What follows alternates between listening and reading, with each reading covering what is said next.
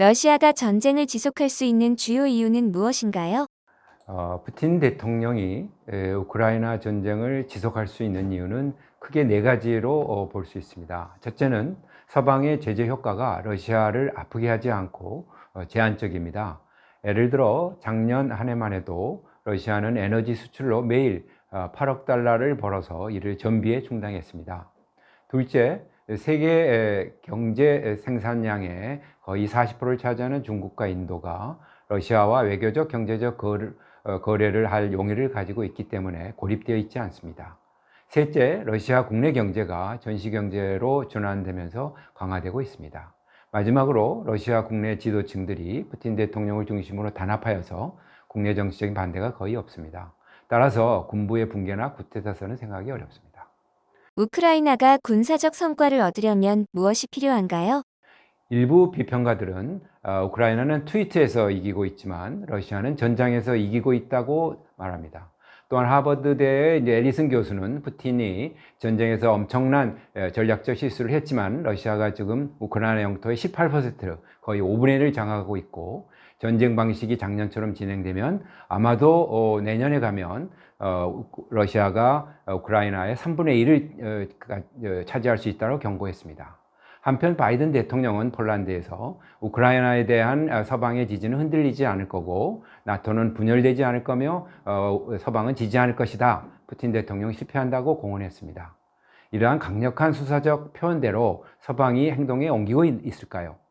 서방은 우크라이나의 독립, 민주주의 생존을 위해서 해야 할 일은 무기와 경제 지원 그리고 안전 보장입니다.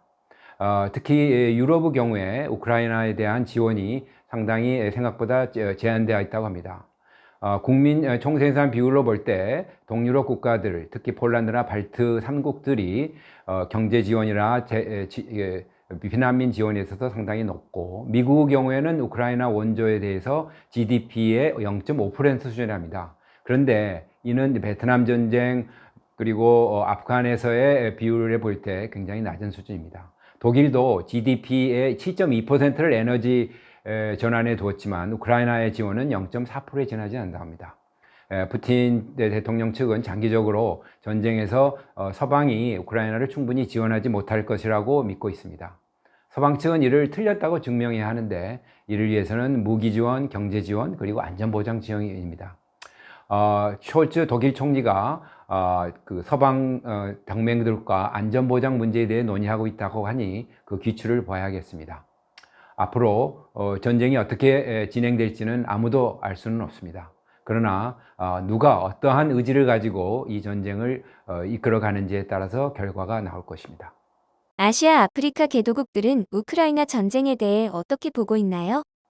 개도국 대다수는 주권 수호라든가 국제법 원칙과 같은 추상적인 개념보다는 자기 나라나 지역 내에서 식량 부족이나 홍수 피해 그리고 기후 변화로 인한 이런 영향에 대한 문제를 더 중시하고 있습니다.